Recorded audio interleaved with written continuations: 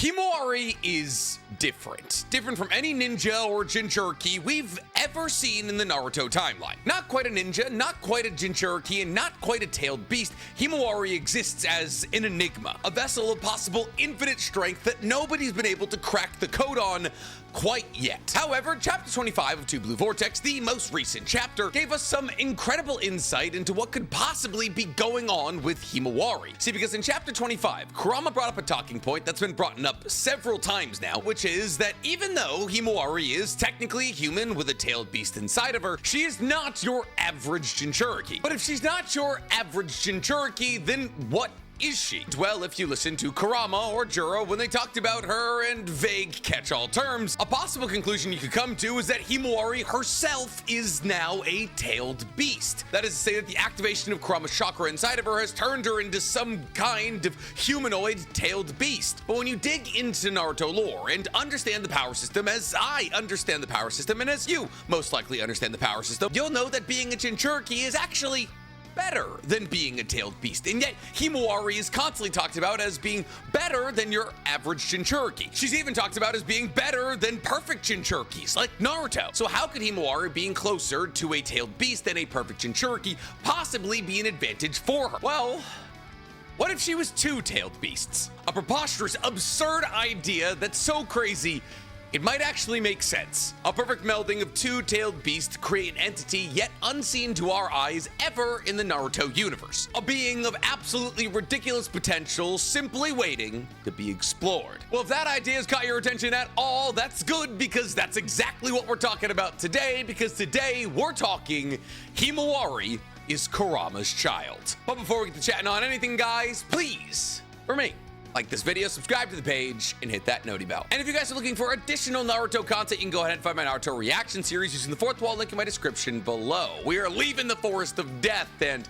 it's time for some one-on-ones. Before we get into all that, today we gotta talk about our favorite recurring sponsor to the page, BetterHelp. Have you ever thought to yourself, I should see a therapist, but then never did it? This is a situation I found myself in recently. I was in a depressive funk. All my social interactions that I was having throughout the weeks felt like I was doing something wrong. And as an extrovert who feels the need to be surrounded by people constantly, that was crushing me. I felt afraid to be who I am, but I couldn't figure out why I felt afraid to be who I was. I was just anxious about every conversation I was having with anyone. And slowly but surely, I began to devolve into this thought process that maybe I'm just a bad person when everybody around me never said that about me. And thus in that moment, I understood that I needed to go to therapy, but I just couldn't motivate myself to do it. Therapy's expensive. I don't want to drive to a therapist's office. And that's when I remembered that I have BetterHelp, a therapy platform that can connect me with a therapist perfect for my needs, who I can talk to over the phone, over video messaging, or even over text messaging. A person who will listen to me, ask questions, and help me shift my perspective on what's going on in my life. And all I had to do to connect to that therapist was fill out a questionnaire. And I was matched with the perfect therapist to tackle the problems that I was dealing with in just a couple of days. But even if I wasn't connected to the right therapist the first time around, swapping therapists on BetterHelp is not only easy, but completely free. So what are you waiting for? Click the link in my description or go to betterhelp.com/weebcommander to get 10% off your first month of therapy. There's no such thing as a bad time to start working on yourself. So, in Chapter 25 of 2 Blue Vortex, we see that Himawari and Kurama are having a sparring match. And this sparring match is not going well for Himawari. She's having difficulty trying to figure out what Kurama is trying to teach her. See, Himawari is trying to use her physical strength to overwhelm Kurama. But Kurama tells her that this is an asinine approach to acquiring strength. And thus, rather that she's trying to focus her chakra into her legs if she's trying to jump further, or her fists if she's trying to punch harder. To which Himawari responds to by saying that she understands how to do all of that. I mean, she is a ninja after all. But Kurama rebukes this point, saying, you're no ordinary ninja. You are somebody who carries a tailed beast inside of them. You are a Jinchuriki, but you're not even actually a Jinchuriki. In fact, you're closer to me and Jura than you are to a regular Jinchuriki. And while this is an insane thing for Kurama to say, this is not a new sentiment that's been established in the Boruto timeline. See, Jura himself himself, when he was fighting against Himawari in Chapter 11, reveled at her ability to heal herself and others, saying that the healing ability that she displayed far surpassed that of any human or even Jinchuriki. And that claim raised a lot of eyebrows, because in the Naruto universe, the Jinchuriki, especially the ones we interact with the most, have some of the most ridiculous healing factors we've ever seen. Whether it was Jubidara being able to recover from having half of his body kicked off by Might Guy, recover from being sliced in half by Sasuke, or Naruto using his Ninja Jesus abilities to not only save Might Guy from an 8th Gate related death, but also give Kakashi a new eye after Madara stole his Kamui. The healing we've seen from high level Jinchuriki is some of the highest level healing we've ever seen in Naruto. But the way that Himawari was able to almost instantaneously heal her snapped leg, fix the massive donut hole in Inujin's chest, and recover from a scatter shot of tailed beast balls that Jura was able to hit her with, displayed a level of healing factor that we really haven't seen from a whole lot of people in this story. However, the level of healing factor that we are seeing from Himawari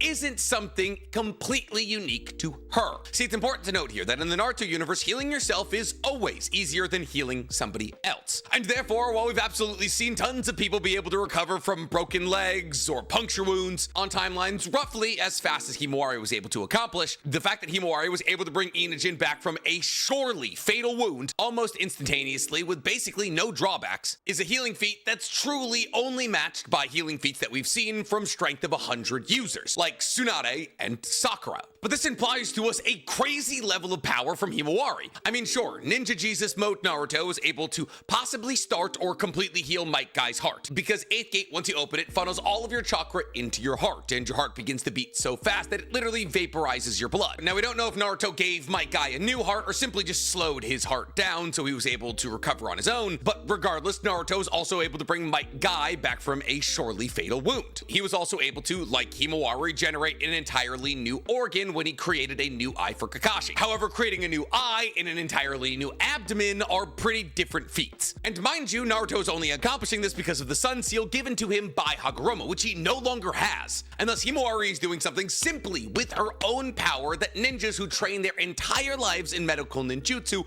would probably struggle with even if they were using the strength of 100 seal. So clearly there are different levels to what Himawari is accomplishing. In the sentiment that Himawari is not your regular kind of Jinchuriki is absolutely doubled down on in chapter 25 when he tells Himawari, while berating her about not using her chakra enough, to think about herself as the embodiment of chakra itself. And while this may just kind of sound like Kurama trying to find a good way to explain that Himawari should be using chakra and how she should be using it, tailed beasts are chakra. That's it. They are just tangible chakra. They are chakras so dense that they gain physical forms. This is why even after a tailed beast dies, they will simply reappear somewhere else in a couple of years once all of their chakra has recoalesced. And tailed beasts just being chakra is why their healing factors are considered greater than that of even the greatest humans or Jinchurikis. A point that Jura highlighted in chapter 11 when marveling over how fast Himawari was able to heal, when he talked about how her healing factor is closer to that of his, a Biju's, than that of a human or a Jinchuriki. But I know what some of you are saying. You're saying, Nick, didn't you say earlier in the video that a perfect Jinchuriki would always be more powerful than either a tailed beast or a human on their own? So how could a tailed beast have a higher regeneration factor than that of something like, let's say, a perfect Jinchuriki? Well, listen. Healing comes down to chakra, and a perfect Jinchuriki has more chakra than a tailed beast. Yes, absolutely. When a perfect Jinchuriki is formed, the ninja and tailed beast chakra become one. And 1 + 1 is always going to be more than just 1. And therefore, that perfect Jinchuriki has access to more chakra to heal themselves on a more continual level. However, a perfect Jinchuriki, regardless of how powerful they are, can't do something that a tailed beast by themselves can do, which is survive death. See, tailed beasts are associated with the highest form of regeneration because technically they cannot die, because they are, by nature, just chakra. And therefore, regardless of the fact that a perfect Jinchuriki does represent the perfect melding of two separate pools of chakra to make a stronger pool of chakra, the injection of human genes into this equation means that that perfect meld of chakra has now become mortal. And therefore, regardless of how good a perfect Jinchuriki is able to heal, if that perfect Jinchuriki runs out of chakra, that perfect Jinchuriki is gone. And this is best symbolized by Himawari's battle against Jura, because while Himawari is able to heal Inajin and herself 2 or 3 times, when she runs out of chakra, she runs out of heals. And regardless of how many times Himawari has been referred to as tailed beast alike, this is the human aspect of her. However, if in that battle against Jura had decided to strike down Himawari, or Boruto hadn't gotten there in time, would Himawari have died? Most likely, yes. However, will that be the case after Himawari accomplishes what Kurama wants her to accomplish in terms of training? I believe no. See, Kurama in chapter 25 is telling Himawari to essentially ditch the concept of a mortal body. Become the embodiment of chakra itself. Grow into your tailed beast form. Now, in the hypothetical circumstance where Himawari is able to accomplish this, Himawari wouldn't be tailed beast-like, she would be a tailed beast. And thus, if hypothetically struck down in combat, she would most likely be able to reincarnate in just a matter of a couple years. And I believe that's important, because I don't think Boruto is the only child of the Uzumaki family we're gonna get a fake out death for. However, this idea that Himawari may be able to come back from the dead is not the only thing that makes her unique. Because in chapter 10, when it's first revealed that Kurama is inside of Himawari, he tells Himawari that she has a higher affinity with his chakra than any previous Jinchuriki of his, her father, Naruto, included. Now that's wild when you consider the fact that her predecessors are 2.5 Uzumakis, and she herself is only a quarter Uzumaki. And as the Uzumaki were described all throughout Naruto as the perfect Jinchuriki, so much so that they were wiped off the planet because people feared their ability to control the tailed beasts, the idea that the less Uzumaki you get, the higher the affinity with Kurama doesn't make a whole lot of sense. Now, when the statement originally came out, a lot of people were up in arms about it, until you consider the fact that Himawari is literally a 3rd generation Kurama Jinchuriki, as both Kushina and Naruto had kids while the Jinchuriki of Kurama. Now, as to why Himawari has a higher affinity with Kurama than any previous Jinchuriki, we don't actually know. Kurama, when he says this, gives us 2 possible explanations, which is either that she was born with a sliver of Kurama's chakra, or this is simply her fate to be the best ever Kurama Jinchuriki because of her Hyuga and Uzumaki blood. And unfortunately, it was all the way back in chapter 10 where these questions surrounding Himawari began. If Himawari's affinity with Kurama's chakra is better than that of Naruto's, is she just the most perfect Jinchuriki we've ever seen? I mean, Naruto was raised for the majority of his story with only half of Kurama, but Himawari has all of Kurama, though a weakened version of Kurama, but does having all of Kurama give her a better opportunity to be the most perfect Jinchuriki we've ever seen? Is the answer truly that simple? That being a perfect Jinchuriki from the very jump and having all of Kurama who's willing to work with her collaboratively just makes her a different kind of Jinchuriki than Naruto? A different kind of Jinchuriki than we've ever seen? One who's able to accomplish things that previous Jinchuriki couldn't even dream about? But nobody talks about her like a perfect Jinchuriki. Time and time again, she's referred to as like Jura, or like Kurama, like a tailed beast. So how is essentially a fledgling tailed beast is she accomplishing things that perfect Jinchuriki could not? As perfect Jinchuriki were used as the metric for what perfection in terms of power looked like in the Naruto universe for decades. Well, not until chapter 25 did I realize that the answer to this question is exceedingly simple. Yeah, a perfect Jinchuriki, the melding of human and tailed beast chakra coming together to make one cohesive unit, does lead to a level of perfection in terms of power unseen to anybody else in the Naruto universe who doesn't have a gigantic multi-tailed demon sealed inside of them. However, like we established, even though a perfect Jinchuriki does allow for a step up in power for both the tailed beast and the human in this equation, the human side of this aspect injects mortality. So what if instead we didn't need the human side of the equation?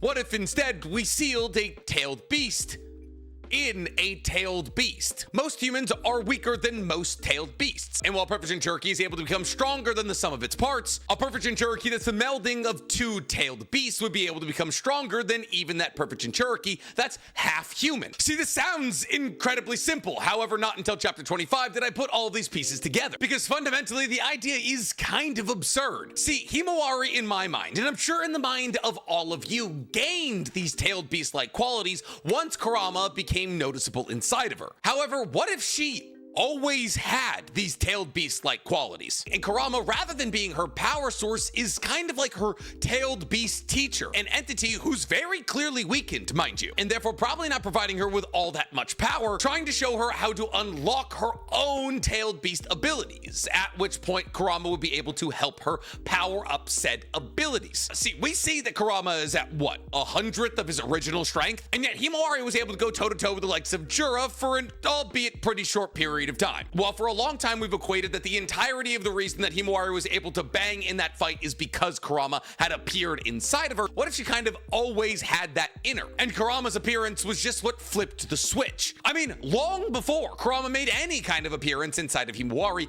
Daemon pinned her as the most interesting person in Konoha to fight. Well, Naruto was still around, mind you. And while that was post-Baryon mode, and therefore Kurama was probably beginning to swirl around Himawari and settle inside of her, do you think that Daemon was able to sense this incredibly tiny sliver of Kurama and use that as a way to justify this 9-year-old girl being an interesting fight? Or do you believe that he saw the potential that Himawari was born with? See, because this idea that somehow, some way, Daemon was able to identify this sliver of Kurama before somebody like Naruto or Sasuke or any of the Sensor Corps seems substantially less likely to me than Daemon just picking up on Himawari's latent talents. Additionally, the idea that Himawari has the most affinity with Kurama out of any Jinchuriki in Kurama's long lineage of being stuffed inside of Uzumaki's makes the most sense if we think that long before Kurama was stuffed in this quarter Uzumaki, that quarter Uzumaki already had tailed beast-like traits, especially because those tailed beast-like traits would come from the same origin point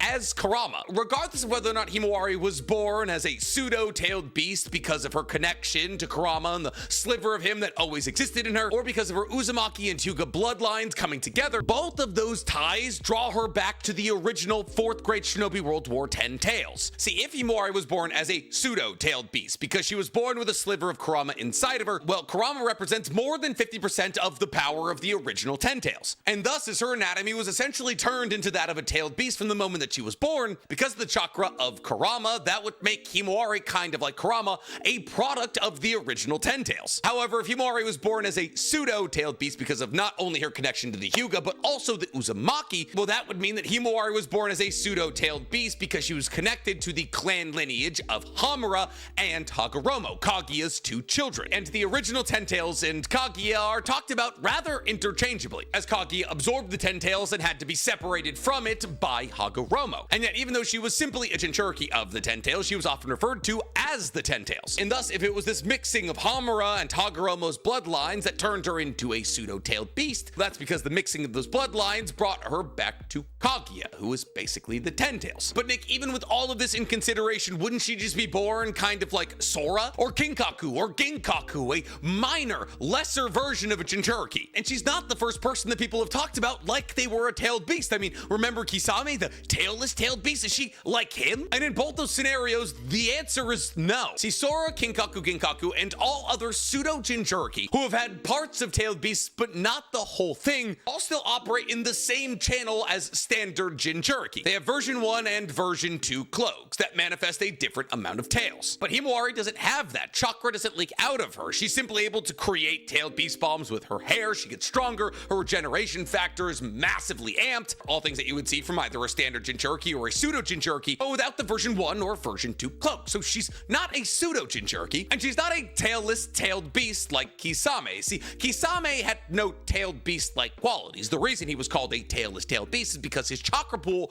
was insane. And Himawari, even though she is the daughter of Naruto, does not have an insane chakra pool. Yes, she had to bring Inujin back from the brink of death, and yes, she was able to heal insane wounds on her own body almost instantaneously. However, all of these healing feats are nothing that both Tsunade and Sakura could not have accomplished with their strength of 100 seal. And since we learned from Tsunade biting Karin and having her entire strength of 100 seal refilled, we learned that the amount of chakra put in a strength of 100 seal is roughly proportionate to how much chakra a full-blooded Uzumaki walks around with every single day. And since Tsunade, using the strength of 100 seal and with the help of Lady Katsuyo, important caveat here, was able to not only put back together her bisected body, but also bring the other 4 Kage back from essentially the brink of death, it's pretty clear that Tsunade, using her strength of 100 seal, probably has more chakra than Himawari, even with the help of Kurama currently. As mind you, Tsunade did all of this after healing from multiple fatal wounds in her battle against Madara. and, fighting against Madara. So Himawari, as it currently stands, has less chakra than a full-blooded Uzumaki, or a Tsunade using her strength of 100 seal in the 4th Great Shinobi World War. That's not very tailless, tailed beast of her. However, if she's not a pseudo-Jinchuriki, and she's not the kind of human called the tailed beast because of her insane amount of chakra,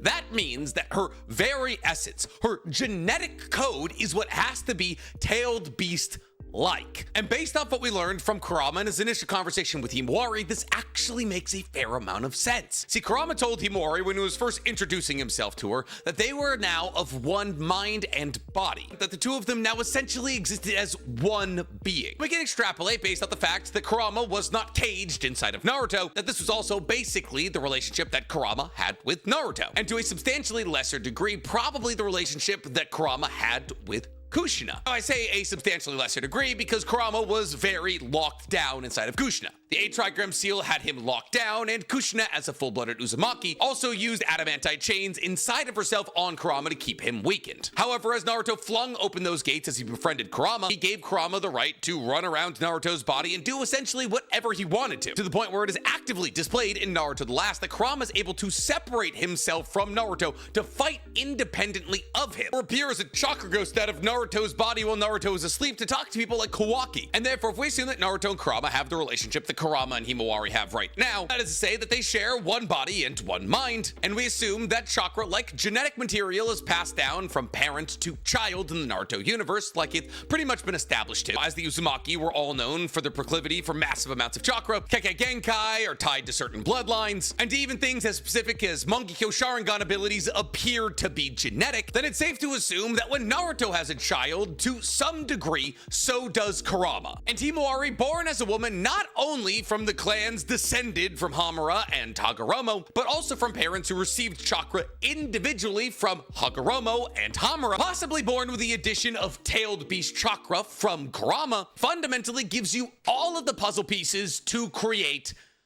Kaguya, the chakra of the Ten Tails, the chakra of Hagoromo, and the chakra of Hamura. That is basically, using Naruto logic, are all the building blocks that one would hypothetically need to build a Ten Tails Jinchuriki Kaguya. As once again, I'd like to elaborate that there was originally very, very little separation between the idea of who Kaguya was and who the Ten Tails was. And I believe Himawari is supposed to be a modern day representation of the blurriness of this line. And this theory all comes together with the most perfect little bow when you consider the fact that Jura wants to consume Himawari. See, because if we assume that Himawari is some kind of modern equivalent of a Ten Tails Kaguya, not quite a human, not quite a tailed beast, we could describe Himawari as some kind of humanoid Ten Tails. And if this sounds like a stretch to you, I'd like to remind you that Kurama represents more than a half of the original Ten Tails powers. And Jura, who is a humanoid Ten Tails created from a weakened version of the Ten Tails, as he himself was made from the emaciated remains of a juvenile Ten Tails kept at the Kara hideout, the battle between these two is almost fated, as they are essentially the same thing, given creation through